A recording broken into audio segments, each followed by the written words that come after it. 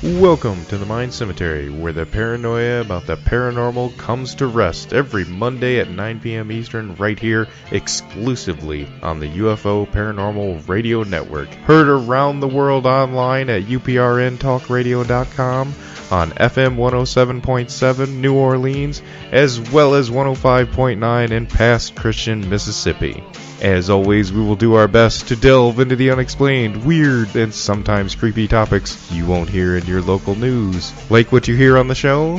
Then like the Mind Cemetery Facebook page and follow at Mind Cemetery on Twitter. If you want to check out the show on your time, download the Mind Cemetery off iTunes and at soundcloud.com/UPRN. For all of the UFO Paranormal Radio Network's shows, visit mindcemetery.net for info on upcoming guests, weird news, award-winning blogs, show archives, and of course the ever-present UFO Stalker. Join the discussion live in the UFO Paranormal Radio Network chat room on Pal Talk or call into the show at 1-504-273-7379.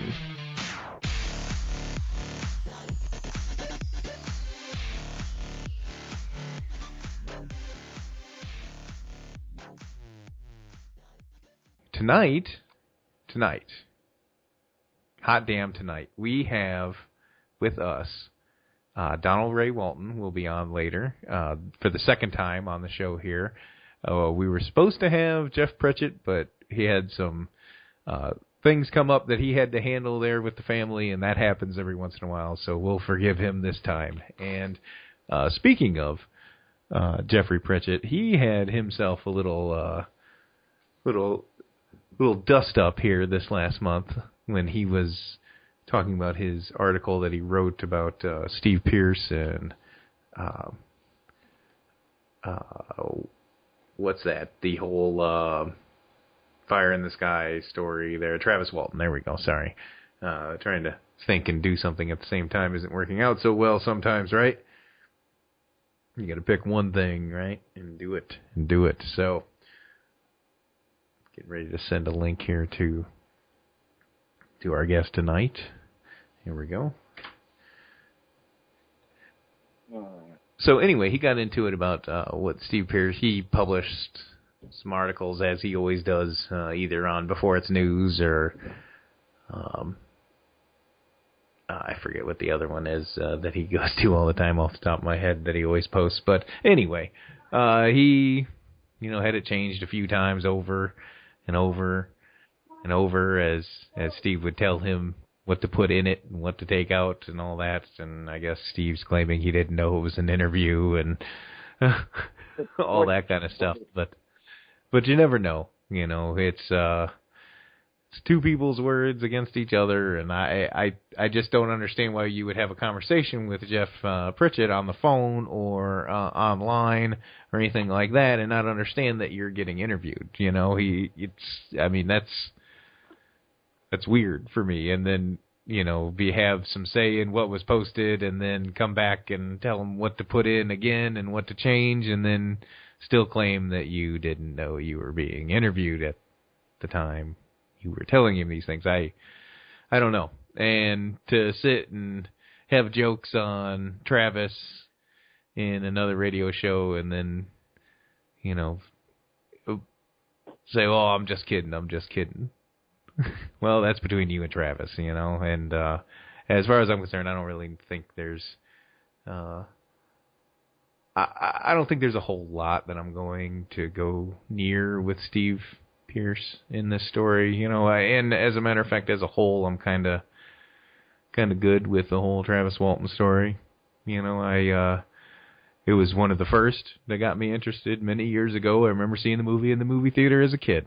Okay, I remember it very well. I remember that and Communion and all these movies that helped, establish my interest in the field. Let's put it that way, beyond my own experiences. So it's not like I'm going to sit here and say yes or no, he wasn't abducted and all that kind of stuff. I just don't care for the people involved anymore, namely Steve, and I haven't ever talked to Travis, so lumping him in that category is definitely something that probably should be reserved for later, so So yeah, maybe we'll make that happen sometime. And I hear there is a movie in the works to redo it, or at least Travis is trying to get it out there and redo everything and have it more realistic, evidently. So that'd be nice to check out there. And let's see, if you are into UFOs and blogs and reading about news and all that kind of stuff, you need to get over to UFO Daily Bread, which is written by a woman by the name of Claudette Huber, and she gives you some very nice insight on a lot of the most popular stories out there that are going on and what's hot right now in the news with people. So get on there and check out UFODailyBread.com and check her out on Facebook as well if you want to follow her. And just so you know, she does have an official Dennis Rano UFO cartoonist cartoon, so she's legit. That's the moniker, by the way, folks. That's the standard I'm going to go with. It's not a piece of paper saying you're a ufologist or a piece of paper saying you're a parapsychologist. It's do you have a cartoon done of a character of yourself by Dennis Rano. So it's done. It's official. It's in the books. At least that's how Chase told me it works. So I'll blame her when all else fails. So that's our news for this week. I think at the end of the show last week, if you check that out at soundcloud.com/UPRN, you can also get it at Shout Chat. And I like to listen mobily to this network and many others with the UFO name in them that you can check out, or as a main topic on Live 365. I think it's a great app. And speaking of apps, UPRN Talk Radio is coming out with their own app here very soon that we'll be able to get and download, and you can flip through the shows on the network and access the archives right there, and also looking into getting some live listen capability through the app. So that is in the pipe. I don't know how long away it is, but it's a beautiful idea, and we endorse it here. Me and my mouse. The Mind Cemetery mouse endorses this idea of an app, since everybody has a smartphone anyway. Yeah, it just makes it easier. Listen to that. You ain't going to be planted near a computer, too. Just saying. Keeps it simple. So there's all that good stuff and that you need to know, actually, what's going on here this week. And without further ado, I will bring on our guest, Donald Ray Walton. Sorry. Got an idiot's name in my head that we've been battling with here online, and that's always a delight. He seems to think that, you know what, I'm going to run that by you, Don. First of all, I'll leave that question to you, run it by you, see what you think. How are you doing, Don? Good to be on your show there. And, nice, man. I appreciate you coming on. Nah, his mom was having some trouble, and stepdad, and he went over, spent the night to help him out, and it's going to be a couple-day fiesta, I guess he said. So hopefully he's listening in. I told him if he gets bored, he can sneak out to the porch and give us a call then. So you never know. And, by the way, the phone number is 504-273-7379. We'll take questions all night if you call up. We'll see what happens. But, yeah, he couldn't make it this week, unfortunately. Yeah. You're the interviewer, so you want to ask me a couple of questions, I'd be glad to answer. Sure. I'll tell you what. Let's start with this one. You see a lot of bozos online, right? And on Facebook out here. Yeah. One of these jokers, whose name was David, David S., we'll just call him. And he runs a conference here very soon, and it has some very nice, interesting people there that I'm sure will draw a nice crowd and pay to see him. And I don't have beef with any of the people on that ticket or anything like that. I have beef with David. David seems to think that if you haven't seen a UFO, photographed it, videoed it, had contact with it, or anything like that, that you are not a ufologist. You don't qualify. Do you think those things, excluding those things, keeps people from being good ufologists or researchers? I Don? think a lot of times that people, they like to make up things, and that's what loses the people out there that are on the real side of things, like the movie Journey to the Planet Sanity. I think Blake was trying to get the point across, and maybe there might be some people out there that are real, but there's a lot of phonies out there that are out there just scamming people's money and doing, just whatever they can to make that extra buck and whatnot. And they don't care who they see step on or get next to. So That's right, and that's the gag of the whole circuit tour right there, is that nobody really cares, and a lot of them will just have a big tent mentality and bring them in. But it's good that you mentioned Journey to Planet Sanity, because I got a chance to finally check it out. I got the DVD in the mail and I got to see it, and I thought it was great. Okay, I thought it was an awesome movie. It was a great story. I thought you represented yourself well. Prophet Yahweh looked like a weirdo, dope. You had fun with him there and there, and I just wish that Blake would be better at marketing that movie, basically, because it seems like they didn't exercise it enough out there. Like, this thing could have been on, for the film fest there that the UFO Congress did out in Arizona. It could have been a part of something like that. It could be a part of plenty of other film fests about UFOs and stuff. And it transcends that genre too as well, because it was a human interest piece there about Leroy and his development as a person and his life, basically, which was sad. Yeah, I agree with that. I agree that I think that people should be more up to looking and searching into things that are more realistic than the things that people are just out there to scam them and stuff. And there are a lot of people out there just out there for the money and everything. When I wrote a book. It was about my biography, and I changed the names to keep my family from being hassled or harassed about it. And a lot of the stuff that's in that book is basically facts that's happened in my life, and it's called Becoming Human Aliens, and it's written by me, Don Ray Walton. By the way, my name's Don, not Donald. And I was just going to say there's a lot of things and questions out there people were asking me at conferences and stuff whenever I went to one, or so if I ever were speaking at one or something. They'd ask me a lot of questions about, like, do you think the aliens are going to invade us, or do you really think that we're in cahoots with the government and the aliens are being covered up and, for technology and things like that? Well, first of all, I said about the alien invasion, that'll never happen. Mm-hmm. I'll tell you why that will never happen. It's because, you see, okay. The aliens were here first. They were here before man. And they actually helped guide man along the way and change its genetics along the line.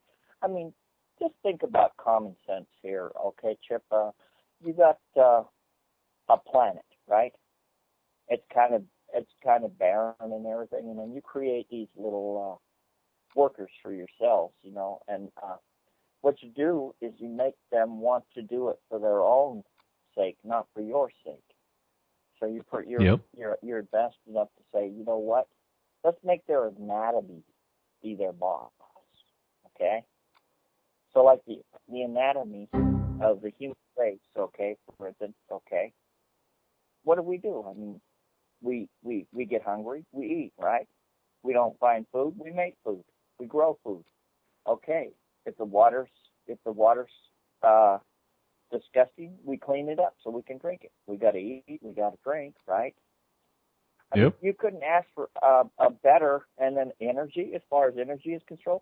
Give them a little technology, teach them about electricity, teach them about, the atom and things like that. And you give them a little bit of space, and they take all the metal out of the earth, and they stick it out there and right in plain sight, where you can grab it. I mean, look at all the automobiles, if you don't believe me on that one, And then I mean, everything's already cultivated here by the humans, right? And whenever the aliens come down, it's not because they're coming down to invade our world. They're coming down as harvesters, picking up food here and there and supplies for their worlds. You know, stuff. I mean, where is there another habitable planet that has the life form and the food supplies and water supplies that we have? You know, as far as the human race has gone along the line, we've done nothing but straighten this planet out and make it a profitable source, food source, and supply source for alien spaceships. I mean, why would the aliens want to invade their workers when they're doing their job? Is it more that they turned planet Earth into a truck stop, or did they turn it into a Costco? It's kind of like a Costco. You know, we've got look at the things we come up with. I mean, for enjoyment, you know, our iPods and all those things. You know, that's coming out of our and we're going so far in advancement that we're just keep going. Pretty soon, you know, we're going to be in the nanotechnology, and then things are going to be building into that situation. And then, you know, the bigger the more technology you get, the more able we are to produce our crops, to produce things. Everything's going to be in abundance. You know what I'm talking about? And there's plenty to share with the aliens. I mean, they just come down and they take what they need here and there. But you look at it this way, along the line, we are our own slaves to our own anatomy. And by being our own slaves to our own anatomy, we are purifying the planet and straightening up. Now, I admit some parts of the planet are being polluted and stuff by the automobiles and things like that. But if you take into consideration carbon monoxide is what plants breathe in to make themselves healthier. And a lot of carbon monoxide is produced by automobiles, is it not? So the cars are doing the environment a favor there. Yeah, there's other stuff about polluting the air, and that's a bunch of crap. I mean, you take a look at the size of us compared to the planet. It's like ants on the moon, okay? You know, you're like, you know, our entire race is like an ant on the moon, you know, compared to the Earth. I mean, you're not going to mess the planet up like that, you know. And if you did start messing up, the aliens would straighten it out. And as far as everybody being, doomsday this and doomsday that and doomsday this, well, no, it's not going to happen. Do you know why? If you've got a profitable planet that's producing all the supplies for your say your family or your people or your race or whatever it is, and they're doing a good job at it, are you going to let anything happen to them if you have the technology to stop it? You're not going to let your workers get knocked off. You're not going to let your planet go off. You know, that's right. Hey, when 2012 came and all that crap happened, that common element blew up. It blew up with technology far greater than whatever we had. I mean, they blew it right out of the sky, and they did that because it was heading towards Earth. It would have messed up. Disintegrated it. Yeah, it would have messed up everything. In 2012, we wouldn't have been here. So that's why I kind of giggled when Blake said, "Well, we gotta stop the world from being destroyed in 2012." And then I started to think about it a little bit, and I started asking questions, and I started getting down into it and contact. You know, sometimes I get this contact where I can basically speak with the alien in a way through my mind. And it's kind of like a telepathy thing, you know. And they tell me a lot of things about what's going on that are the real truth, and not the little ha-ho-has, you know, that everybody's putting out there. And they say that it wouldn't make sense for them to let this world be destroyed when it's the only planet within so many light years or so where they can bring and stop and get their supplies.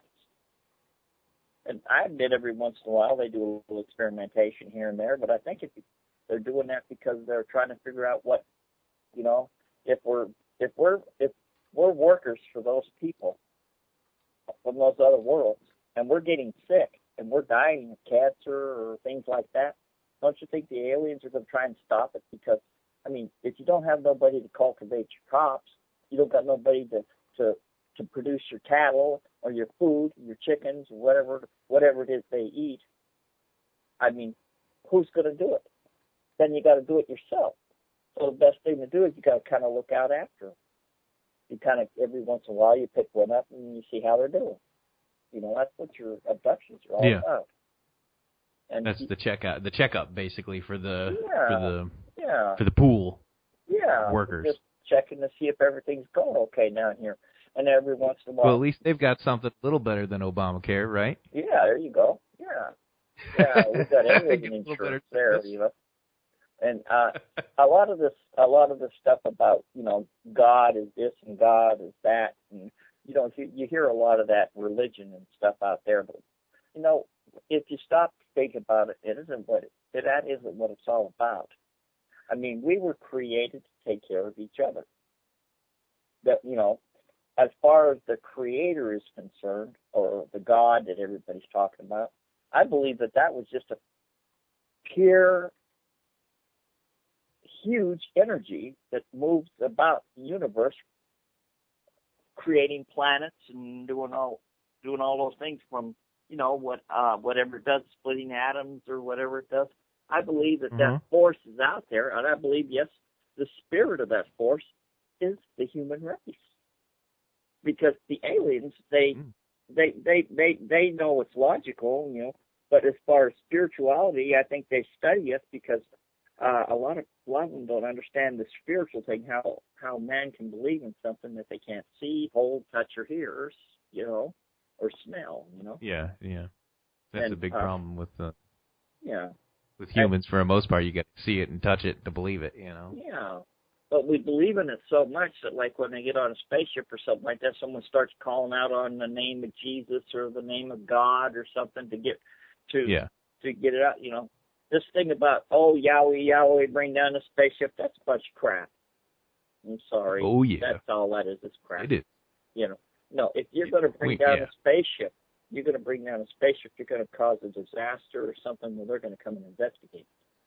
If there's a giant earthquake or something and the fault line's going to break, they're going to be there investigating. They don't want anything to happen to the people that are producing their products. I mean, think about all the stuff we make, all the junk, and all the stuff that, you know, the aliens can use, you know. You know, it's, hey, this is like a Walmart, you know. You go in there and you get what you want and you go out. You know, the only difference is they don't have to pay for it because it's their world. It does seem like it's just a big... that's basically all it is. Big protection of your investment kind of thing. Yeah. You know, you got to keep the machine rolling here, and we kind of like having this nice little spot here out to make our stops and reload, refuel, hang out, and do whatever, do our experiments. I think the aliens are just like anybody else in the world, that if you threaten them, they're going to fight back. You know, like if you were to shoot at one, they're going to shoot at you. They may shoot something to just stun you, or you may shoot something that kills them. Mm-hmm. You see because we don't have, you know, a stun bullet or anything like that. They don't want to kill their workers. It wouldn't make any sense to kill off their workers. Good point. And all this stuff about harvesting the world, they've been harvesting this planet for decades. You know, been doing it anyway, right? Yeah, right under our noses. And the ones that they're doing it with us, they're using us as the laborers. Yep. I mean, that was spoken in the Bible. The harvesters come and they claim the harvest. I think that's what the man was talking about, you know. When they come to claim their harvest, we're the ones doing all the work, and they're the ones that are reaping the reward, you know. I mean, getting all the cash. Yeah. Getting all the reward there. As far as the government is concerned, give them a little technology and they do anything they want. But they don't want to admit that, and they cover everything up because they don't want to admit that they're not the ones that are in control. Do you think there's any human collaborators with them that help them out when they come back? Well, I imagine there's besides several of them. People they abduct. I mean, I've talked, I've met and talked with alien beings before on different occasions. You know, especially when I was younger, I didn't ever did understand why or what they were telling me, because I was like, oh, I was only a kid at the time, and then later on, as I started to grow older, I started to understand that every time they took me and brought me back, I wasn't harmed. You know, they did their tests and stuff on me, but I wasn't harmed. Yeah. Did you get taken? Did you just show up somewhere? How did that all happen when you interacted with them? Well, first of all, I don't know. My book is kind of my biography, so it's about when in 1954 UFO lands in my mom's backyard up in Idaho Falls, and it's about 5 miles out of Idaho on a farm out there, and it caused holy havoc. I mean, my brother actually shot one of the aliens, and as they were going back on board, because they had kidnapped my mother and taken her on board the ship, and of course the insemination, and that's how I was born and everything. But when I was born, there was some strange things about me that you couldn't be explained. For one of them is I had star systems on my arms as birthmarks. I thought they were star systems, and they glowed red whenever something happened where I would be in danger or something like that. It's some crazy stuff. And I found out when I went to see this, there was a special person I went to see, Colorado, called Dr. Coronado, I think is his name, and he does super soldiers for the United States government. Well, I got involved in that program, and they were checking me out and doing tests on me and stuff like that, and they found out that, you know, he said, "You, sir, are a very weird person. Did you know that?" And then he said, "You know, I have never seen a stranger person in my entire life." I said, "Well, aren't you to run any tests?" He said, "Oh, I'm going to run more tests on you than anyone I have ever run tests on in my life." And unfortunately, about a year later, for Dr. Corrado, you know, and this is out of Richland, Washington, in the Tri-City area, there, where the building, Corrado building is there. He actually died. In the Northwest. Yeah, he died I think he died, they say he died of natural causes or something like that. But when he died, all my records were sealed and everything, and I've got a full bird colonel that's trying to pick those records up, and they won't release them to him on the tests and things that were done to me. And they've done aura tests on me, and I actually could change my aura. I could actually change my aura, and the colors in it they were watching as you were getting tested? Yes, actually, if you'll go to my site, my Facebook there you go. Page, my Facebook page, Dog Walton, Abilene, Texas, and if you go on my pictures there and check out my pictures, you'll see photos in there where the government had done tests on me, and they did some scans on me, and those photos were taken not less than 10 or 15 minutes apart, and they said that's impossible. That no human being can change their aura like that. And how I changed it was first I did the aura test with them, okay, and they took all the pictures, and then I held on to the electricity out of the wall for about 7 minutes straight, and I concentrated, but I wasn't concentrating on changing my aura. They just wanted to see what would happen, and by God, you can see the difference in the aura changes. Now those pictures were taken 15 minutes apart. If you look at those photos, those are not photoshopped. Those are actual photos. I'm looking at them. Taken by the U.S. government. And a man told me from the government, he said, "You know, I never believed in aliens before until now." But I never thought nothing of it, because when these things were going on, I didn't actually know. I didn't actually know I was hybrid. I knew I was weird, and I knew that we'd had some strange things happen in my family, but I had no idea that I was a hybrid until I met the colonel up at Lake Fort Phantom. And I went up there, and I was up there, I don't know, I was kind of on my last resort, living in a little trailer and one of the little camp trailers and pulling it behind the old dog pickup truck. And I went up there, and wherever I go, well, every time I go, and these aliens would come talk to me, they'd bring in these huge rainstorms so that they could cover the spaceships so they wouldn't be caught on radar or whatever it was. But I went up there, and the lake was like half empty. And I said, well, now that I'm here, your lake will fill up. And they said, oh, what, you're going to zip a miracle and fill up the lake? I said, no, but my friends will fill it up for you when they come because they always hide under the clouds. And I didn't think anything of it, but they filled the lake up. I mean, it ran over. And this was during a drought, and nobody could believe it. And then they actually chased me out of there because a big UFO came over the top of the colonel's trailer and my trailer, and it covered up half the lake. And this is a 5-mile circumference. And it looked like a giant triangle. And what happened is the colonel started to investigate me, and he was up there. He was up there on a vacation. And this full-bird colonel got into my records and stuff, and he found out he couldn't get nothing. Everything was highly classified. And now when a full-bird colonel doesn't have enough clearance to get your records, can I ask you, who does?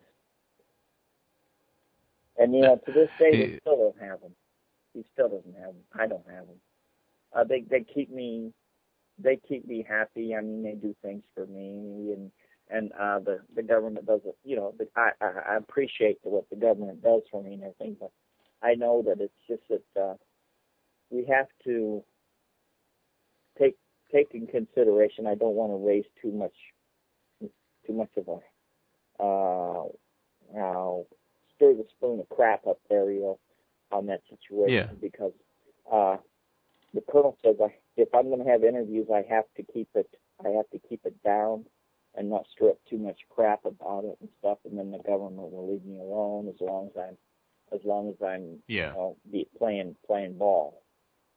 So I figured, well, I'm not in pain and they're not hurting me, and and they're not really bothering me in any way, and it's just I've got a full-bird colonel looking over me for the rest of my life. So, well, that's always good. What would you rather have, a colonel or an angel looking over you? Well, he is kind of my angel. He keeps me out of trouble. There you go. Yeah. He's the all-in-one, baby. Yeah, all-in-one. Yeah. Anyways, he was a believer when he saw that spaceship about 100 feet above his trailer, and he seen that thing covering up the lake. Oh, here's the kicker. All the people out there at the lake, after that spaceship came, moved out. And the guy that ran the place up there, it's called Charlotte's Cove, he actually shot at me with a rifle. He actually shot at me. And the colonel got me out of there. He moved me to a safer place, get away from there. He said, we don't want no aliens around here scaring off my business, And it scared everybody off, so they all moved out, They lost their business on it, and they were awful upset about it. And I could understand the man being upset about it, but all he had to do was ask me to leave. He didn't have to shoot at me, But he was one of these war vets, He was a veteran, and one of these guys at the sea. He was, you might be an alien, he says, I'll bet you can die just like the rest of them if I shoot you. So, that's no good. Yeah, that was no good. So I got ran out of there. Anyways, I ended up in Abilene, and we moved in next to the base, and the colonel's got me protected here. If anything, anybody gives me any problems, I just yell Colonel, and he takes care of everything. So there you go. So you're close to a base there in Abilene, Texas? Yeah, I'm right on Dice Air Force Base, actually. Oh, there you go. Yeah. There you go. Nice. They're keeping a good eye on me, and they know that the situations that I've talked about, like for instance with that alien being an alien ambassador when on that world when I was up there before I came to Abilene and went out to Lake Fort Phantom out there, I had brought a young lady. I rescued her up there in Walton, Nevada. I was up in that area. Like I said, I didn't even know anything about being a hybrid, but I had this records of all the things that had gone on in my life, and I just wrote them down, And I gave them to my friend, the Colonel, and he read them. He said, you know what? You need to write a book. So I said, all right, I'll go ahead. I'll bite, you know. He buys all the stuff for me, buys these printers and these computers and stuff. And yeah, I didn't even know how to work a computer or anything like that. I was computer illiterate, you know. Now I'm programming. You know. There you go. And you know, people have problems with the computers now. I'm fixing them for them. Is that do you catch on to technology? And I built and designed that Knight Rider car. And of course, I have a couple inventions out there that Colonel Patton, he wanted to make some money on, you know, like this quick pro magnet thing that I did, and then I had this thing that you just was simple stuff, you know, that you know, it would help like handicapped people, you know, close the shower curtain and help them close the shower curtain. It was an extension rod and stuff like that. You know, and you know, the patented and stuff, you know, and we're supposed to get some answers back on that, but you know, I'm not really interested in making money or doing anything because I pretty much have everything I want. I mean, I got vehicles, I got a nice boat. I mean, you look at my site, you'll see what I have. I even designed and built my own Knight Rider car, and I call it an alien Knight Rider to keep the patent away, so they can't say, "Oh, you're copying the Knight Rider." You know, it's you know, mine's an alien Knight Rider because it actually helped design it with alien technology. Well, what happened with it's the only one of its kind in the world is, and Blake, he wants to make a movie with that car in it and how that car came to be and what everything. The Colonel had taken Roswell, New Mexico, and in Roswell, New Mexico, I had these spiritual aliens approach me in our hotel room. And they went right inside my head and went through me, and the Colonel went, what are you doing? What are you doing? I didn't believe it. So he says, take a picture of it. So I took a picture of it. I forgot I had a camera even, so I took pictures of it, you know. And we found out that in this little ball of energy, there was a bunch of aliens, and it looked like they had they're all balled up in there, like they didn't have no way to get home or nothing. So I had no idea at the time that I was going to build a Knight Rider car, okay? But the reason they built it is so that they could get it out, and they knew, for some reason, they helped me get it all out on the Internet, and I done all these videos and everything. If you'll see on those videos on the Internet, if you look real close at the back of the Knight Rider car, the aliens are making signed messages to their friends out there to come and get them because they were stuck, the ones that got killed in Roswell in 1947. So evidently they can possess a body and guide it, because I didn't know how to build that car. I mean, I had no Colonel. He pays money for it. He gives me the money, says build it. I said, I don't think I could do it. And he says, well, let's see what you can do. And I did what I did, and now I've got trophies up the butt on that Knight Rider car and that alien Knight Rider, and everywhere I go, I win trophies on it.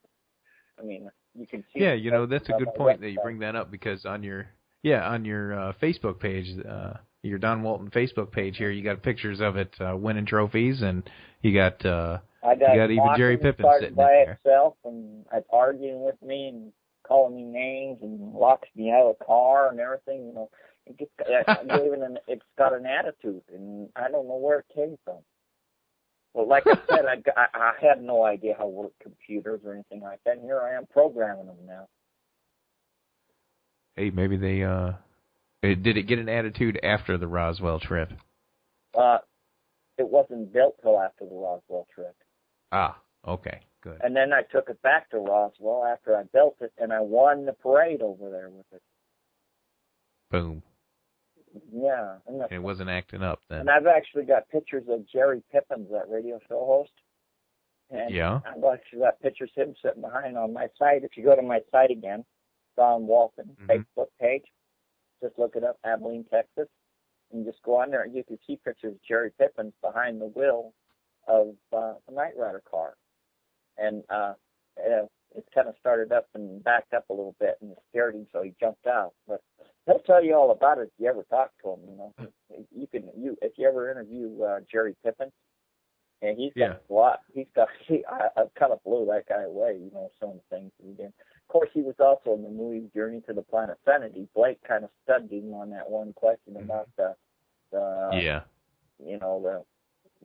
the anal probes and stuff. But, yeah. yeah. Well, that's probably nothing that Jerry's been used it to being was, asked it was on the the spot. way he put it. He says, "What you been up on?" That's all I asked is to look silly.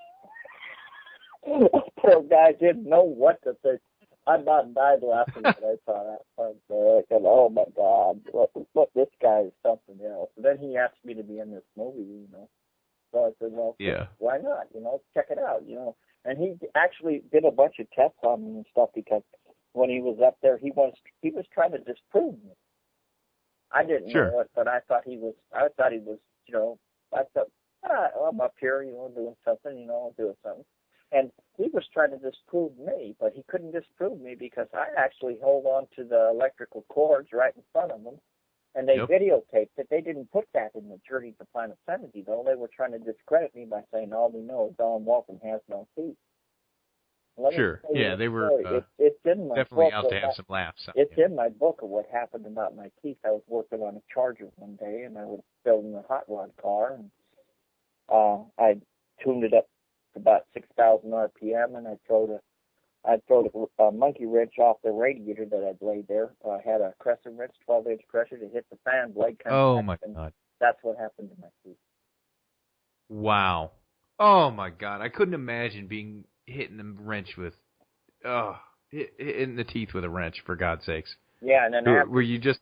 And that's just the beginning. And after that, I was in so much pain, I couldn't stop the pain, and I didn't have money to go to the store and buy medicines and stuff, so I took a battery, and I just took the acid out of it, put it inside one of them needles that you use for insulin, and I actually injected that battery acid into my gums. And then I got this horrible, horrible infection, and I guess it would have killed anybody else, but when I got to the dentist, he pushed on my chest, and oh man, it just he gave me immediate antibiotics for about 6 months straight, and then he'd come back and check me, and gave me another 3 months of antibiotics, and he'd come back and check me again, and then his name was Dr. Bartoletti, and he was a wonderful person, and he saved my life.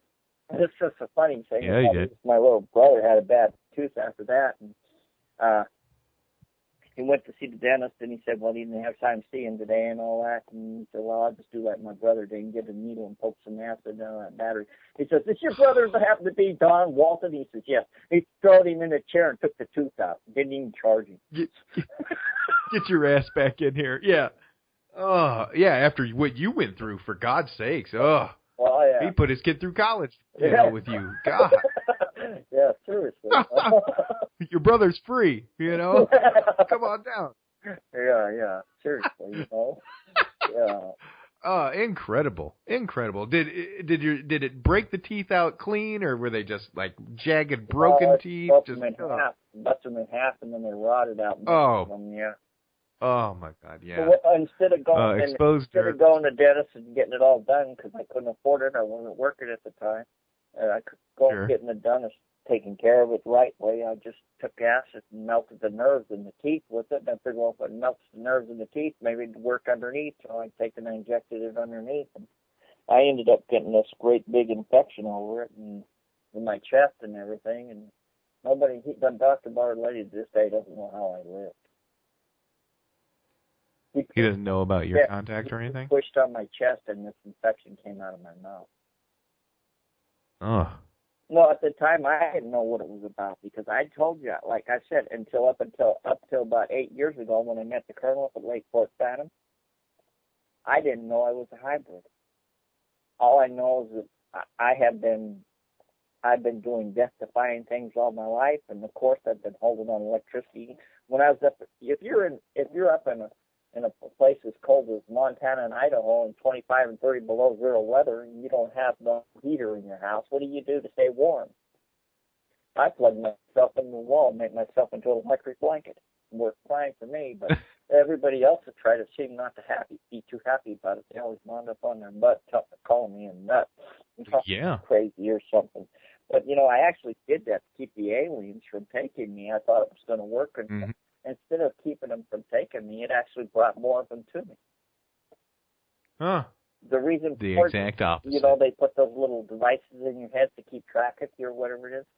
And then when they come, when I put that 110 volts of electricity straight into my body, I melted their tracking devices and stuff like that, and a 10-year-old child is not supposed to be able to take away alien technology, right?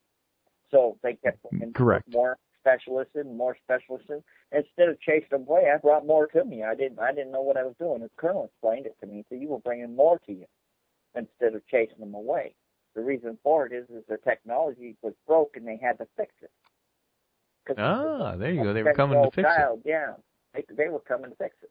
And if they couldn't fix it, they called in the smarter ones to fix it. And the next thing you know, I wound up with the most advanced chips in my head, And now Yikes. Now I've gotten to the point where I don't know what they use now or what it is, but I'm able to communicate. And that's how I know about how the aliens think about the Earth and not invading it, and that they're just harvesters, and that's all they're hearing. They talk to me all the time, every once in a while, And I tell the colonel about it, and I tell her I don't need to hear these voices. They're driving me crazy. But, he says, listen to them. They're your guides. And by God, they helped me build a Knight Rider car. They helped me do things that I didn't ever think I could do. And I mean, I've done countless amount of things, and I've succeeded at it. And I just can't believe I've done those things, It is incredible. That's something. Also, not only did it destroy their technology, but I'm sure they haven't seen that done before. So yeah, you're going to get a whole lot of attention. Yeah, basically, yeah. And then the fact that I didn't know that I was predestined to be here until after I started getting into technology, and then I started remembering things from before I was even here on this world, and then I understood where I came from in that situation, and I actually had a whole scenario what was going on with my life before I even came here, with another life. And that was just incredible that, I was up there and it's all in my book. I mean, if you read it, you'll understand where I'm coming from. And I thought I was actually sent here to stop a nuclear war from happening and stop Armageddon because of the fact that, of this plan that was being laid out by bin Laden and all that stuff. And I had some information come my way, and it's funny that it would come my way, that the fellow that actually crashed one of the airplanes into the Twin Towers, he actually was a friend of my niece's, and she had actually put him to work in St. Vincent de Paul store. And he asked if he could use a computer to get back on it and keep in touch with his family. Meanwhile, he was doing all these plans. The FBI actually confiscated all their equipment and shut the store down, and my niece almost lost her house over it because she couldn't make her payments. She wasn't getting paid. And I'm telling you, we found out there was a little girl there that he had taken a liking to, and he wanted her to be the alpha mama, and she had a little 5-year-old daughter. He wanted her to kill herself and her daughter in order to be with him in alpha heaven. That he was going to do a great thing for all, and none of us believed him. We thought he was crazy and ran him off. Next thing you know, he's crashing an airplane into the Twin Towers. But he had told her the plan that bin Laden had about blowing up the San Andreas fault line and dropping it into the ocean, and then the Chinese and coming in and invading and taking over and separating the lands.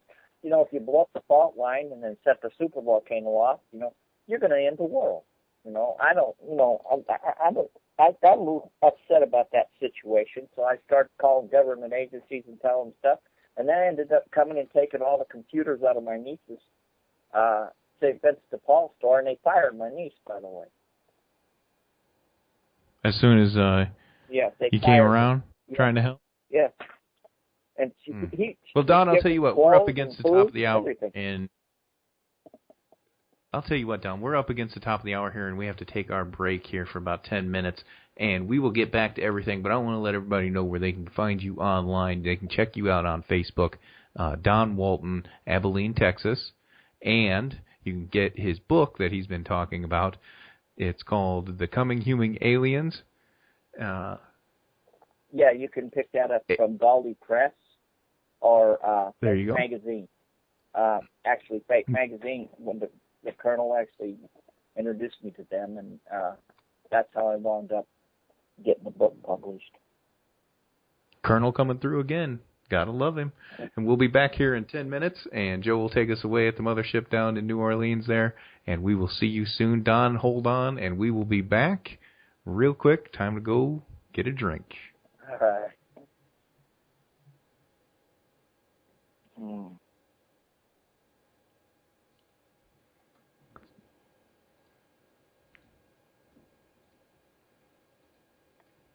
All right, we're clear. He's playing music there. All right, man, doing fantastic. About 10 minutes, and we'll be back here, and we'll rock it out to finish it up.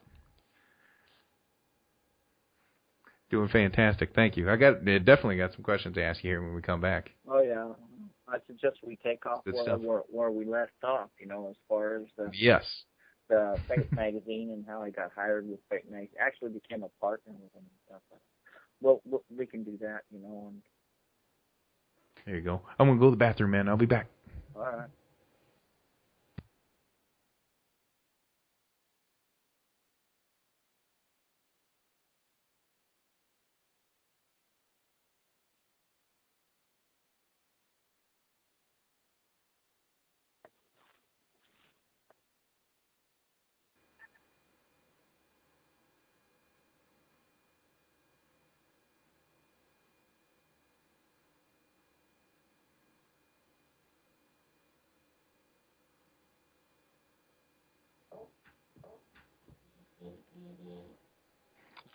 Welcome back for hour number 2 of the Mind Cemetery. That was the new intro, overall intro. That's the beginning of the show intro, but, it works for the second half too, Joe. It's ambidextrous, I guess it could be called. And that's always a good thing, right? Diversifying. Versatility, all those good things. And we are back with Don Ray Walton here, and we were talking about a lot of things. And we also have something from the station that's coming down the pipe that's very important. It's called the UPRN Talk Radio iPhone app. So, maybe it'll be on Android, but all I know is that we're getting an iPhone app. And you're going to be able to listen to archives, and we're going to try to have you listen live. But in the meantime, you can listen live on Shoutcast or Live 365. You can check out the archives off the uprntalkradio.com website, or you can go to soundcloud.com/UPRN, which is the better choice, if you ask me. So, it's releasing today. Let's see. Let's see what we got here. I'm clicking links. I'm getting some hot information from Joe himself, from the mothership. There it is. Get it now. It drops today. I am going. It's when? Which Google store here? I'm going to get it. Let's put it that way afterwards. The link is up in the Pal Talk chat room if you're a live listener and you like to talk to other people that listen live. That's the place to go. So I will get on the app and linking it here on the Mind Cemetery Facebook page and website, mindcemetery.net, and talk about it on Twitter, of course, at Mind Cemetery. Do some things. I don't get into it too much on Twitter.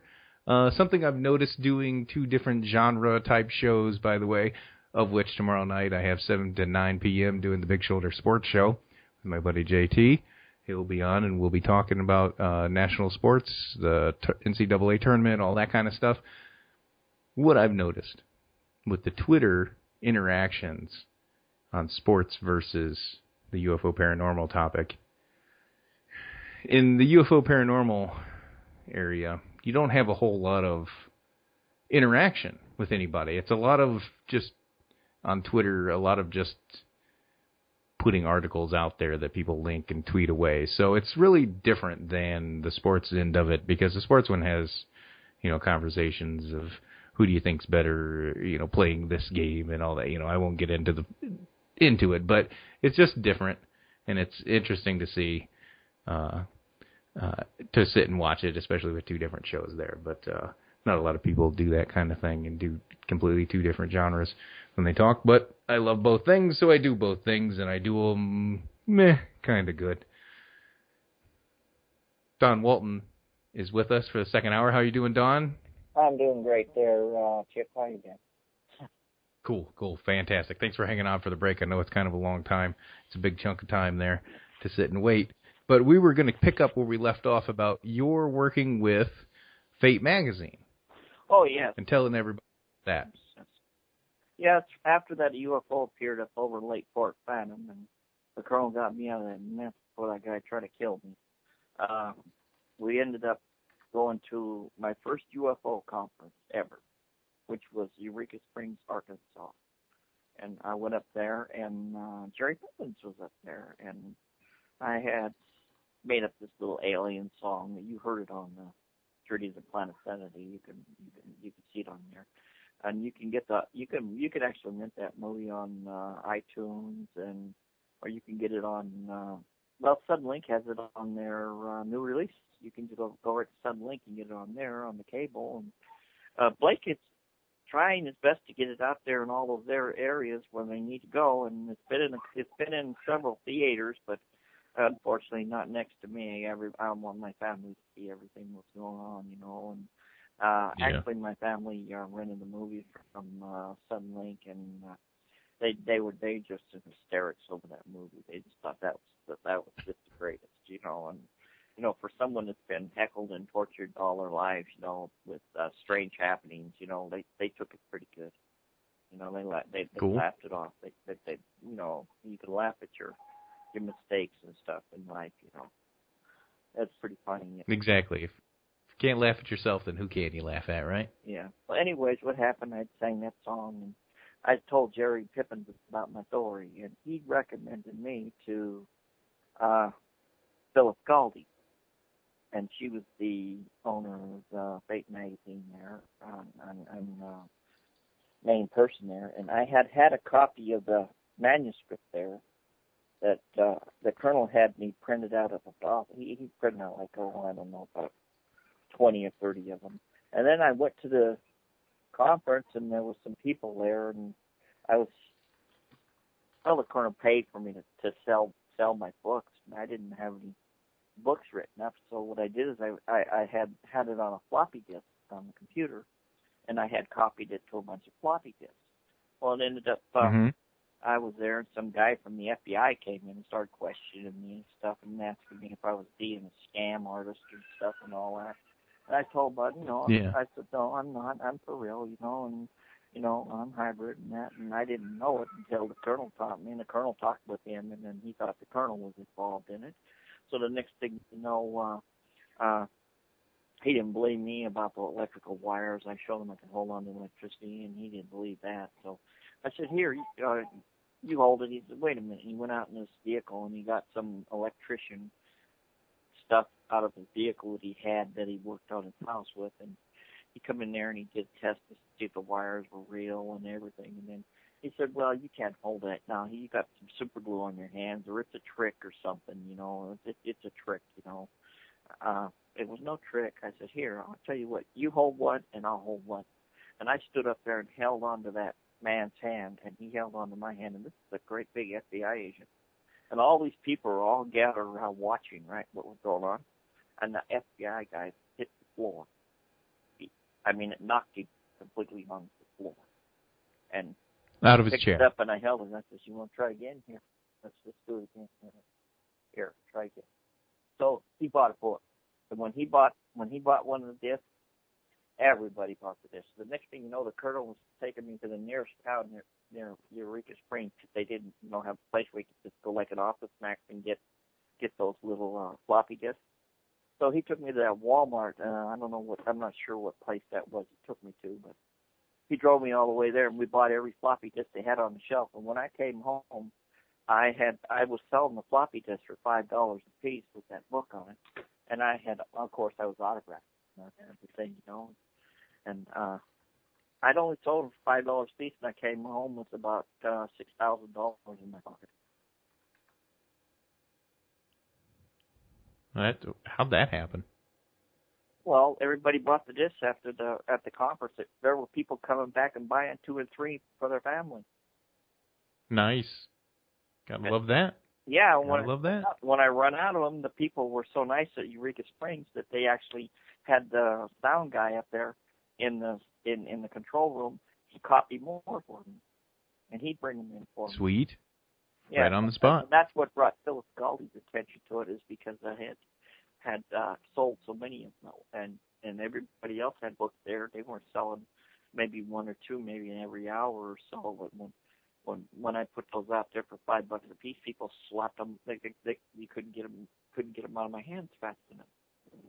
Mm-hmm. The next thing you know, yeah, that's perfect price there, right there. That's the selling point. So $5-10, boom, off the shelf. I had a copy of one of the original manuscripts that I had with the Colonel, and I was going to give them out to special people like producers or anybody that was there, and I had no idea at the time, but I gave Phyllis Galdy one of the copies of the book, and I didn't think nothing of it. About a week later, she called me on the phone and told me, she says, "You are a very good writer," she says, "either this has really happened to you." And then we got together, and of course, the Colonel flew me up there to meet her, and when we got together and everything, she offered to be a full partner with me in the book, and she said, I'll pay the expense of making the book and supplying the paper, and I'll give you $7 for every book of yours I sell.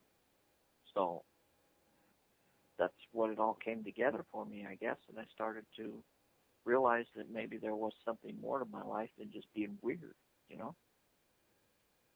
And it's definitely beyond that, I've that's been doing for sure. interviews with people on radios and TV shows and all kinds of stuff, and going to all the UFO conferences. I met George Norrie up there in a conference in California, and I'd done a video up there called "Alien Hybrid Can't Be Shocked," and just several different things. And I don't know, I was just like my own PR man, you know what I'm talking about? And yeah, oh yeah. Well, you gotta be that little bit of that too on the side, to get your word out there and get your message out there and get your book out there, But you have to be good at self-promoting yourself, and there's definitely nothing wrong with that in the world. And anybody who thinks there is wrong themselves. Yes, and since I was also connected with the aliens, Phyllis made a suggestion that I should go around investigating sites and stuff for people that had seen aliens or crop circles or whatever it was, things like that. I never really did do much with the crop circle thing, and I just don't.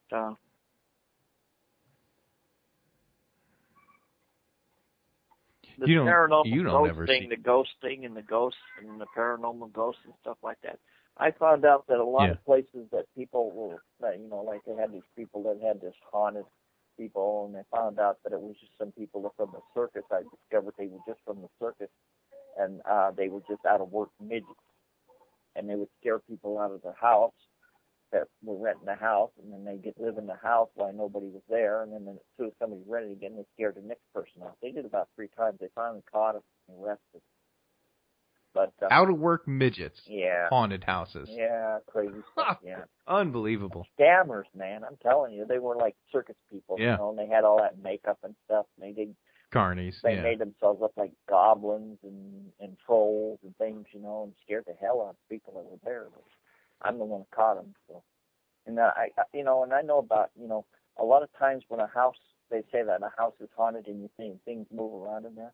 I believe that's UFO activity and magnetic machinery on those spaceships causing those things to move about and the metal things to move about and stuff. And sometimes the UFO people, I think the aliens need a place to repair or do something, so they move into a place for a certain amount of time, and then they act like they're ghosts.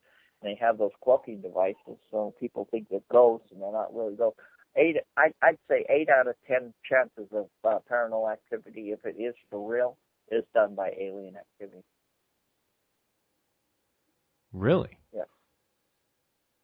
Just to scare people away so that they can... You know, a lot of people do relate the two phenomena together a lot, as well as mix in some Bigfoot. Oh, yeah, there you go, And that, I don't know, about that Bigfoot thing, I've seen a lot of things in my life, and, I've seen that there are creatures out there that are different than us and everything, but this Bigfoot thing, I'm just thinking that there's a lot of non-truth in that. You know what I'm talking about. Yeah, I'm not a big fan of the whole Bigfoot story myself. Around, I made a suggestion. If there was a Bigfoot out there and he was smarter than everybody and all this and all that, what's he doing living out there? He should be, well, let's say, we can't find him, he just disappeared and stuff. Hey, what if he went underwater? What if he did that little trick where you lay in the water and breathe through a hollow tube or something? Yes, the old ninja move. Yes, it's how these people. He's probably been hiding from mankind since he ever went, if he ever was one. I mean, they're looking all over. All of a sudden, he disappears. Nobody thinks about looking under the water. Maybe he's a water creature. I don't know. That's always possible. That's kind of weird, but, they do experiments. Aliens did do a lot of the genetic coding and experiments and stuff. They may have taken a gorilla or something and tried to make an amphibian out of it, or something, I don't know, All I know is that I've never seen one, and, I'm like... Well, I guess it depends on what their use or their need was for a worker, I guess, right?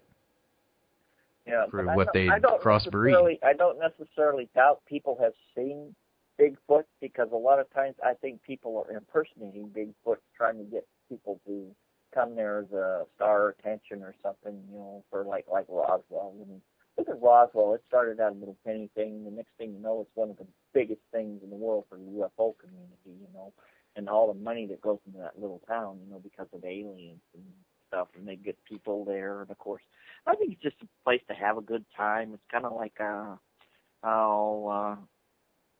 costumed, like a costume, what do you call those things where you go? Like a fun house, or? Yeah, like a fun house, yeah, basically. And everybody that comes there pays for their little table to sell their little items, and they're not hurting anybody. But if you get to the point where you're taking money for psychic stuff and things like buying alien protection and stuff like that, like Leroy did, and then wind up almost losing his house over it. I'm just saying, that's taken it a little too far, but, some people... Yeah, all he would have had to do was... Go ahead. I'm sorry. Some people were taken in by that. Well, I happen to know that Leroy had a very sick wife, and I personally believe the reason why he was trying to contact the aliens in the first place is to heal her. And I think that's why he gave so much into it. That's why he got so far into that, because I think he was trying to stop his wife from being, He was looking for anything. He really loved her. He really did. He did. He loved her. And I mean, Yahweh made a statement about something, and Leroy come unglued on him and like to tore him apart. I mean, he just wanted to rip him apart. Ever since Leroy and Yahweh, they didn't get along. He just lost his temper. I mean, he was about ready to tear that black guy up. I'm telling you. And he's a big dude too. Leroy's not too big himself. Yeah, but that's not the point. The point is, Leroy's military too, so I think he could handle it. So, but that's not the point. The point is that this guy, this Yahweh guy, I don't know, he was just put there to cause trouble or whatnot, but he pushed my button so bad that I wanted to beat him up at one time. And then I realized that it might just be staged by the director or something. And I said to myself, he might just have him doing that, just whatever. But I do know one thing: if I'd have beat him up, the insurance would have canceled the movie, and nothing would have got out. And then the Journey to Planet Sanity would have been seen by everybody. And Blake said, we can't do stuff like that, because if you do stuff like that, then you're gonna, the insurance is gonna cancel the movie or whatnot. They won't handle it. But there was a point there where he had pushed my button so far that I just was going to rip him out of that van and tear him apart. And then definitely. And then when I got here, here's the funny part. We got to the place where we were going to eat, right? And he was and he refused to get out of the van because he thought I was going to beat him up. And Blake says, you got to go out there and say something to him, Don. Tell him you're not going to beat him up or something. So I went out there in about 3 minutes. Oh, Yahweh comes in and he starts eating his dinner and everything like everything's okay, you know. And the production manager or the producer Kim come up to me and said, "What'd you do out there and get him out of that van so fast like that?" I told him it was all an act. I was just pretending that I was beating him up. And it was just movie stuff, nothing personal. And he actually got it, and he got out of the van. So, he got out and it was fine there. Yeah. Nice. Yeah. Would you messing with people's brains, I guess, you know. Yeah. I kind of he's definitely I think that Yahweh actually made the trip a little more exciting for me because I had a little bit of a challenge to go through on it. And then, of course, you know, Leroy, he didn't believe a word about me holding electricity or things like that. But then we did a point where I go to bed at night, and I'd call my wife would call me in 15 or 20 minutes to tell me to unplug myself because I needed to not. Well, sometimes if you stay on it more than a half hour or so, I fry my heart a little bit. And you know, it takes a while for it to heal up. But I don't. That dead thing, you know, I've been dead and back so many times it's a joke to me, you know. I don't know what it is about me. I'm just different than other people, you know. I don't do that die thing. I could have been dead so many times, you know. I mean, one time I went to sleep for almost a day with that electricity going into me, you know, and I did find my heart pretty good. I had a hard time walking for a while, but then I got back up and on my feet again after a couple of weeks, and evidently healed me up. I think the aliens come in and did something to help me out. Give you a little tune-up? Yeah, there was one point where I was actually poisoned by an ex-fiance. And because I wouldn't take her back. And you can look at that. It's on the news. It's on the news broadcast, Texas author poison. Look it up on Google. Texas author Don Ray Walton poison, you know. And it'll come up on Google. You can watch the whole news broadcast. There's Rusty Ray there. Rusty Ray's been broadcasting it all over. And I told him what had happened on Valentine's Day. Well, at least a woman tried to poison me because I wouldn't take her back. She left me for 6 months with some other guy, and then comes back and expects me just to drop my wife, you know, the one I'm with now. And I just said, no, it ain't going to happen. I said, I moved on, you move on, get out of here, you know. And so she calls up and she says, well, I don't know what to do, and I'm afraid, you know, I'm going to kill myself and all this, and you heard all this stuff. So she lets her in the house, and the next thing you know, we still can be best friends. So she starts feeding me fiberglass and antifreeze and everything, because she tried poisoning me with boric acid and stuff like that, and it didn't work. You know, it's funny, like I've been bitten by black widow spiders and tarantulas and scorpions, you know, and I'm still here. So there must be something to what's going on with the DNA inside my body. I might have that extra strand of DNA from that accident that happened when my mom was being artificially inseminated. In the book, it tells a little extra boots. Yeah, in the book, it tells that the aliens were kind of in a scrap with each other, and one of them got cut or something, and it wound up in the insemination process, and that's how I became that part. I don't know what they were doing with me, but it ended up inside of me, and whatever it is, I'm grateful for it because it keeps me alive under certain circumstances that other people couldn't believe. So, for one thing, I had went to sleep when I was about 30 years old. I went to sleep in a vehicle, and I had carbon monoxide poisoning, and they said I had a 0.2 oxygen level, and I was going to die. And they put me in an oxygen machine for the rest of my life. But you know what I did with the oxygen machine? I told them to take it back. I don't want it. I'm still here. I ain't breathing. I ain't walking around with a guard oxygen tank, looking stupid like that, you know. So, yeah. But carting that thing around. They spent a lot of money doing all kinds of things. I mean, they tried to revive me in this great big iron lung thing or whatever it was, and they tried to get the oxygen level back in my body, and it didn't work. And actually, I got so much carbon monoxide into my body, they said I got used to it. So they called it. I was the first person ever in the world to survive chronic carbon monoxide poisoning. Look it up. Chronic carbon monoxide poisoning. That's all on record. It's like an Yeah, that's how I got. It's like an that's instant. How they turned me over to the super soldier now. They turned me over to him. They brought in some lady doctor from Russia, Dr. Cheseka, and she did a study on me. And next thing you know, I'm going to see Dr. Corrado over in Richland, Washington, who did super soldier work. You know, and next thing you know, everything's free. I mean, all my tests were free. My medicines were all free. Everything was free for me. So. Hey, I go along with it. It was making me feel better, so why not? There you go. Is this before or after you did the battery acid to the teeth thing? Because you could have told your ex, hey, look. No, this is way after. It's not going to get me. That battery acid to the teeth thing happened when I was 19 years old.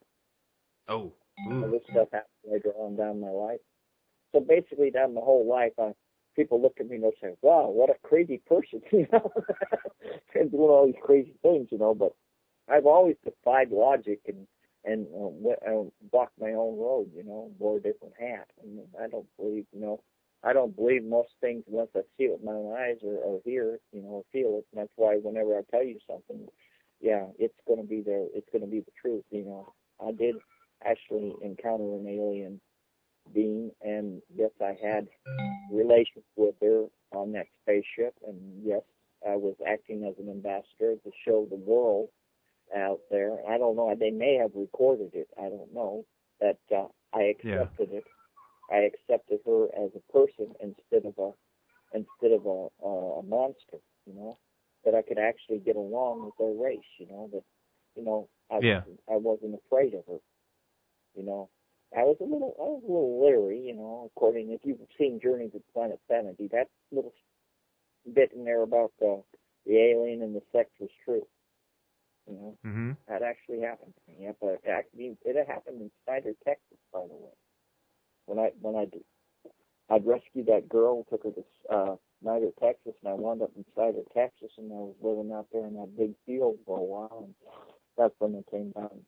And they were following me there. There was nowhere around. There was no airports and nothing around there anywhere. And they're out in the middle of some rare place, you know. It's hard to. There's nothing around for miles, you know. So they came there and they actually did a different test on me and stuff. And you know, I ended up being the friend, you know. And I thought, you know, because I didn't judge them, you know. And usually they hypnotize a person or something like that to do their test, but they didn't hypnotize me. It's like that hypnosis thing on that Journey to Planet Sanity. You know, aliens couldn't hypnotize me. That guy couldn't hypnotize me either. You know, I was just messing around with that guy. You know, giving a bunch of shit. You know, but yeah, but you know, hey, he was messing with me, so I messed with him. So you know, I figured I had a right to get back. You know. Anyways, the alien you had contact with, human, gray, which species? Hybrid, maybe? It was a gray. Yes, it was gray. Okay. It was gray. Okay. Yeah, and they actually they actually offered me some of their technology, but I refused it. Huh. I didn't want to have no proof of nothing of sort. Because if you have any kind of proof or you have any kind of thing like that, you disappear, and so does the proof. Yeah. And exactly. Nope. I'm not wanting no suicide note. So I said, I don't want your technology. I said, all I want is your friendship. Just be my friend. And then after that woman tried to poison me. And when she did that, the doctor said there was no hope for me. I put an SOS out on the internet. And if you want to talk to the aliens, go to the internet. It's in space. You don't need a fucking broadcast and big wheel dish to just talk to the aliens. They're out there listening to everything that's going on this planet. So I asked for help. And on February 14th, on Valentine's Day, they came. They came, and it was about 3 o'clock, actually, on February 14th in the morning area, where it had turned over 12 o'clock to become 3 o'clock. They actually came and put something in me. And I've actually got pictures of what they put in me. A little girl that was living with me at the time, a little crippled girl, she took some pictures with this infrared camera that the colonel bought so we could take pictures of UFOs.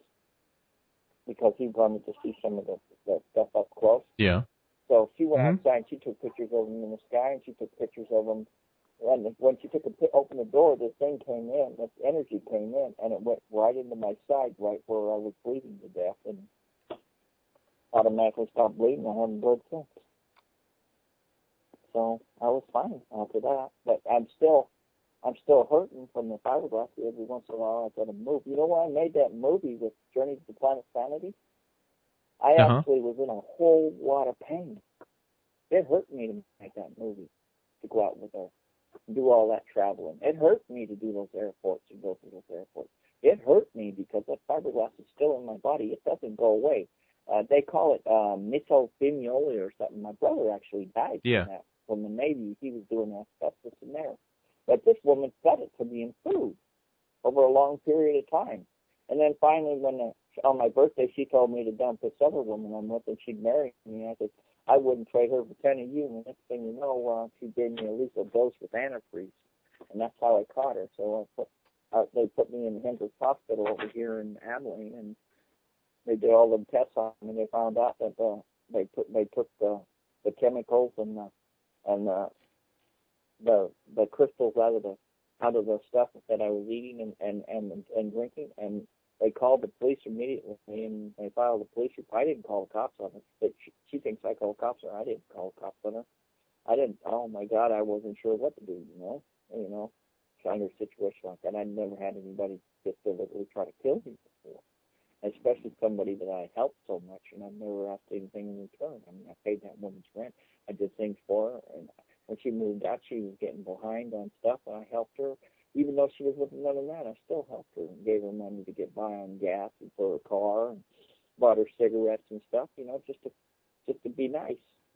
And here's what happens when I try to move on. She tries to kill me. It's the craziest thing I've ever seen in my life. And then here's another thing: is as soon as they go to arrest her, she bought a pickup truck somewhere out of the blue. She got $4,000 out of the blue. Someone who's broke, she got $4,000 out of the blue. Yeah. Bought a fairly new truck, loaded all her stuff in it, and left the state of Texas. Because they asked me if left you high and dry. Yeah, they said that if I was gonna. They asked me if I was gonna press charges against her. I said no, I'm not gonna. I said give her to the Lord and let the Lord deal with her. Let her make her own bed. Yeah. And I'm not gonna judge. Pretty much has. Yeah, I taught not to judge people. And anyways. So what happened is she got away, and they come and they told me that I didn't have to press charges against them, but the state of Texas was going to press charges against her because that was attempted murder. And the doctors actually told me there was no cure for it. So, and I was bleeding, and I thought, well, if I drain all the blood out of my body, what's going to happen? Am I still going to be alive, or what? I don't know what. Maybe you could fill it up with water, or what? I don't know. I don't know. I was always crazy things were going through my mind, but then I decided, I got an idea. Technology. Aliens got technology to do things in medical fields that we don't even begin to believe in. So, I thought, well, why not have them help me? So, and I asked on the internet, and I went on that show, 1,000 Ways to Die. Yes. Yeah. I remember that show. On Spike TV, and it's on there a lot. I did a complete. I went to every website I could think of, and I did an SOS for the aliens, and I did my alpha codes, which I got from being on board ships with aliens. And I've seen those marks. I did the alpha codes on the marks, and the next thing you know, they showed up at my door, and I'm still here. So it must have worked. Incredible. Amazing how much you've had to overcome all the death attempts at killing you, that is. Yeah. Because you can't kill what you don't know anything about, right? And you definitely have something going on that's different from everyone else. Oh, yeah. I mean, I walked into a whole nest of back black widow spiders, and they bit the hell out of me. My boss said, "You want me to take you to the hospital?" I said, "No, I just say no. I don't really do." And about 2 days later, I went back to work landscaping again. But I got back at it. He made me wear a suit and go in there and destroy all them spiders. Of course, they sent you back in there. Sure, but he put me in a safety suit put me in a hazmat suit and stuck me back in there. And he gave me this big machine, and I sprayed it, I sprayed the whole place, and I killed all them spiders in that place. That was out in Kennewick, Washington. Yeah. Where at? Kennewick, Washington, when I was out there in Kennewick. That's when I remember I told you I got carbon monoxide poisoning from sleeping in my truck and letting it run. What I'd done is I had paid some people to put donuts. I built a police interceptor and stuck it in my Ford truck, in my little Ford 4x4. I had a Ford Box Ford 4x4 Ranger, and I stuck a big police car engine in there and built it and got it all set up and everything. And when I took it down to have the exhaust done on it at the exhaust place, I told them to use still donuts. Instead of using still donuts, they use those carbon-based donuts. Those asbestos donuts just dissolved with that big engine and the heat in that motor when I was driving at high speed and stuff. So, I don't know, but next thing I know, I was sleeping in there, and I had one of those half cabs on the back, where you sleep in the back. I had a bed back there. I was sleeping in my truck. I just got divorced from my first wife. I'd just been divorced from her, and I got away from her because she got into drugs and stuff, and I don't do drugs. I never did drugs and never will. And when she did that, the last straw, I got rid of her. And I was brought up country boy, and no, I'm a redneck. I don't believe in that drug stuff, less than half that stuff. Anyhow, I ended up sleeping in that, and I left my home and everything behind. I sold a $10,000 Camaro for $500 just to get gas money to get away from that woman. Whoa. Yeah, she said if she couldn't have me, nobody's going to have me. So she started stabbing herself in the arm with pins and stuff like that. And she took a glass and tried to cut her ear with it and everything. And then she told the cops that I did it. They were putting it all on me. They were going to they had the handcuffs on me. She was going to try to put me in prison with that. And what happened is a neighbor walked across the street and said, that woman's crazy. She did all that stuff to herself. Me and my wife and my brother here saw her do it to herself. And who are you? Do you know these people? No, I'm just their neighbor. I don't even like the guy. He's always squeezing his tires and smoking his tires around here and driving crazy and everything. I don't care for the guy, but he didn't do that. I saw what had happened. So they took the handcuffs off me, put them on her for a false report, and put her in jail. I sold my Camaro to my little brother for $500, and I went out to live with my sister out in Kennewick, Washington, but she had no room for me, so I ended up sleeping in my truck. It wasn't during winter, was it? Yes, it was in the wintertime, and I had a full tank of gas in the car, and I let the car run, and donuts were putting exhaust right up into it was an old 72 Ford truck, they're not built very good. Yeah. All that carbon monoxide came right up into the cab, and I went to sleep, and I didn't wake up for about 3 days, and then next thing you know, I had waking up in the hospital, and pumping me up, and doing all these crazy things, and then I was laying in the hospital, and they kept changing the monitors on me, saying there was something wrong with the monitors because I was alert, I was awake, and I was talking and everything. They said that, his heart's not beating. How can he do? He can't be. This is impossible. So, and they had a nun gave me her rosary and crossed her face on me, and did all that fancy stuff, and then the preacher came in to read me my rights and everything. I said, you're not going to read me my rights, my last rights, because I'm not dead. I'm right here, I'm all, I set up, and they said, well, he's talking, he's setting up, there's something wrong with these machines. So they got this great big machine, and they stuck it in there, and it malfunctioned, and something went wrong with it. And I don't know, the next thing you know, they call in this lady doctor from Russia, and her name is Dr. Chiseka, and next thing I'm talking to a super soldier guy over there in Richmond, Washington, Dr. Corrado. And there's a big building built after his name, too, by the way. There's a thing called Corrado Building. You can look at it online. But, I've been through hell. And back. And survived. I'm still here. That's right. Thank God you're still here, too. Yeah, and I do believe in there's a higher power, and I believe that the higher power is the people that know how to change the things for the better in life. I believe that that part of us is our higher power. I believe that if we're doing something to correct something, and we're not making the mistakes that we made in the past, if we're feeding the hungry, or if we're healing the sick, or if we're doing something great, in life, then we're the higher power. We're the higher power. And I think that when we were created in this world, I think that's what our purpose was, to be caregivers, to nurture the land, and actually to nurture each other, to keep us all going, in order to keep these harvests going for these aliens out there. And just maintain that stuff for them, so when they stop off, they got a decent place to stop. Yeah. Do the work without even knowing. Yeah, there's 104. I think there's 143,199 or something like that. 999 alien races out there that are different than us, out there in that universe that we know about. And I think that if the human race evolves to the point where we can join with them and not be enemies with them or whatnot, and once we join with those people up there, then I think that will be the chosen 144,000th race. And I kind of took that from the Bible, but I think that it kind of matches what's going on, And I don't think it's about a religion that these people are going to be 144,000 people. It's a religion. I think what it's going to be 144,000 races in the universe, different races. Mm. Doesn't that yeah. Mm-hmm. Nice. Yeah, I'm always out there.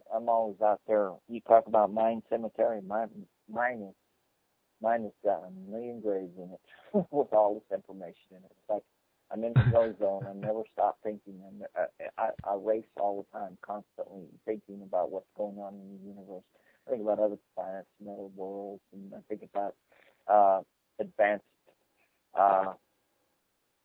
engines for vehicles and spaceships and stuff. And, I see a lot of greed, and I see a lot of things around. And the aliens told me to watch out for the Godorians, and I said, "Who's the Godorians?" The Godorians are the people that go from world to world, destroying them because they're taking what they want from them. The greed race, the race of greed. Huh. Yeah, well, that's pretty much what destroys a lot of people right there, is flat out greed, one way or another. Yep. And then it's either money or attention or a lot something. Of people think, a lot of things go back to Indian legends and stuff about UFOs and things like that, the Hopi Indians and things like that. And you'll see a lot of those, like the Mayan calendars and the stuff like that that's going on, and how accurate everything was. It's like impossible for those people to do things like that by themselves. And you see a lot of proof in the ancient history. Now, even the History Channel is getting into the aliens and doing. Oh yeah, they're deeply invested in that. Yeah, they're getting down into it, And as far as Indian is concerned, it's that name Indian. It never was an Indian; it was alien. But when you get a prospector or someone who can't talk right, or some foreigner out there pronouncing that alien, they're coming up with an Indian. And what happened is there was a race on Mars that destroyed themselves. And this is coming true. That's also in my book. I wrote all about this in my book before I even got that rover up there and found out about all this stuff that's going on up there in Mars, And they actually destroyed that planet, and then they come here and they were going to destroy this one by bringing their races here. And there was a big war up there, and that's where you get your war. That was your war of the angels, let me explain how that works. An angel, that's someone that is in the universe permanently, that has immortality. Okay, that they're jewels that are in the angel. They're angels. They're guardians of the universe, basically. Okay, and that man pronounces them as angels. But what they are, there's the force that watches over. And here's another thing: is I believe that when we die, on this planet, some people die. I don't know, haven't had that. I'm dead man back. But But when some people die, they change them, and they take them and they teach them things and give them technology to try to watch over their families and stuff that, you know, are along the line, and the ones that make it, you know, and do things like that are up there. I believe those are the angels that people are seeing in their families and stuff coming back to help them and stuff. And there's a lot of documented instances where people have been helped by a family member, you know, and it has to do. I think it has a lot to do with aliens, and I do think that actually Jesus. I think he was actually artificially inseminated. And, why else would the angels or the angel? Why would they tell? Mary what to name him and everything, you know, and yeah, you know that word Jesus Christ is what that means. Gravity's us, creating heaven's right, in serving truth. That's basically what I was told by the people that I've talked to, you know, as far as my investigations go in with extraterrestrials and their thoughts and things like that. You know, I do communicate with some pretty smart ones here and there, you know. They do. Every once in a while, you get lucky. Well, every once in a while, I'll ask a question, and all I got to do is ask, and I pretty much get those answers from them. And they told me about the aliens, and what the aliens came to Earth because after Mars was destroyed, they had all these peaceful people that weren't in the war situation, and they kind of moved them to a safer place. They kind of relocated them, okay? And they relocated them to Earth, and when they did that, you know, red man, red planet, what's Mars? Red planet, red man, god of fire, atomic, right, war, things like that, you know. It kind of comes down to it. The Indian is actually a Martian, basically. And when they were pronouncing their names as Indian, it was aliens, and then they just meant, but it just gets mispronounced along the way, you know.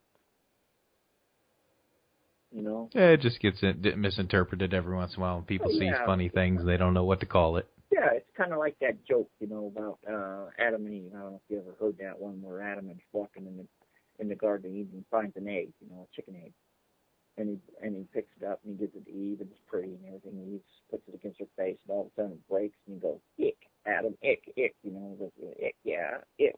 Yeah. So what is it? It's not an egg, it's an ick, but yet it turns out to be an egg all the way down the line somewhere, you know what I'm talking about?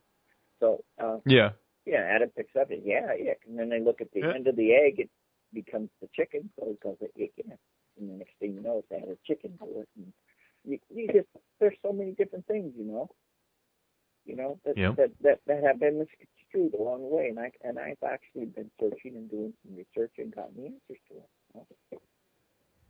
There you go. And yeah, there's plenty of stuff to talk about it's here. Like rhinoceros. You know, rhinoceros isn't a rhinoceros. When Adam and Eve seen that thing, you know, or back in the ancient days, they see that thing coming at them. You know you see where the horn's located, right? They say, "Run a sore right ass." In front. Run a sore ass. That's it. It's a sore ass. You get hit with that thing, you're going to have a sore ass. Run a sore ass. So, real quickly. Yeah, see, had a bad day. Yeah, see things like that, you know, and it's like the elephant, for instance. The elephant has been misnamed along the line too. You know, the elephant is not an elephant. Yep. It's a whalefoot. I mean, when they named that creature, then they seen that big old whale and that fish tail and then water spurting down. He said, He said, "What are you going to call that one?" He says, "Whale." And put his hands on his head and says, "Well, so there's a whale." So, and then he looks at this elephant spurting water out of his head, but it had feet, right? Yeah. So he calls it a whalefoot. And the next thing you know, it turned into an elephant. It's stupid, nice. You know. A whale-elephant. I like that. It's like you talk to a person, you tell them a story in a line of 50 people. What happens to that story when it gets to the 50th person? Destroyed. Just butchered. Mm-hmm. The truth is out right. there. Well, all you got to do is find it, you know. That right there is the name of the game, baby, is finding that truth out there. And we got to close it out tonight, Don. I'm sorry, but it's a great 2 hours with you as usual. And, you know, it's fun getting to the bottom of it with you about your experiences and what's going on in the world today with alien activity, and talking about all that, and talking about your death-defying experiences in your life, which are certainly impressive, that's for sure. And it's also great talking to you, just catching up with you and see what you're going on these days. And I'm sorry Jeff couldn't make it, but go ahead and find Don online at Don Walton on Facebook, Abilene, Texas, and also check out The Coming Human Aliens that you can find online. Yeah, it's also on Amazon.com. Just look for The Coming Human Aliens by Don Ray Walton, or you can look at Gauldy Press and find Don Ray Walton's book, The Coming Human Aliens.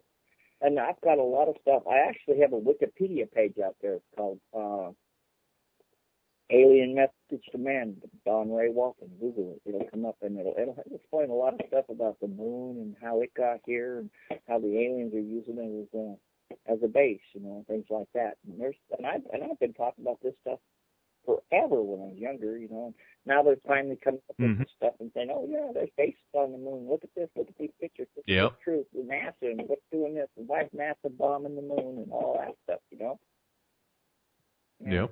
Yeah, it's you got in on the ground floor there, and we're talking about something that a lot of people like jumping in on. That's for sure. But but we got to get out of here, man. Have a good night, Don. You too. And I'll it's great being introduced. And I'll get the archive up real quick and get you a copy of that and get you the link to it. Okay. All righty, you betcha. And look for me in that show, cool, fantastic. Journey to the Planet Sanity, that movie. Check it out. That's right, Journey to the Planet Sanity. Check it laughing. I mean, it's pretty funny. Okay. It is. It is. All right. Have a good night, man. All right. You too. Bye. Bye. And, that's our show for tonight. And I want to thank everybody for tuning in to the Mind Cemetery again here this Monday as we kick off another week on uprntalkradio.com. And I will see you all tomorrow night on the Big Shoulder Sports Show at 7 p.m. to 9 p.m. And we'll be talking a lot of Chicago sports, mainly what's happening with the Cubs out of spring training. And we will be talking new news as our first segment. So stay tuned for that. And next week's guest we are going to have on Sebastian Murdoch. I'm in the process of talking to him about his article he wrote concerning Stan Romanek and his charges and his referencing the police report, which he got his hands on. So we're going to talk to him and about that and see what all's going on with that lately, and see mainly what kept Lee Spiegel away from that story, reporting on that, Mr. UFO Reporter of the Year a couple years ago, wasn't it? Why'd a man who had nothing to do with UFOs get involved with that? We'll find out next week. Thanks for tuning in to the Mind Cemetery, and check us out on soundcloud.com/UPRN, and you'll be able to get the downloads there, and we will see you next week. Good night.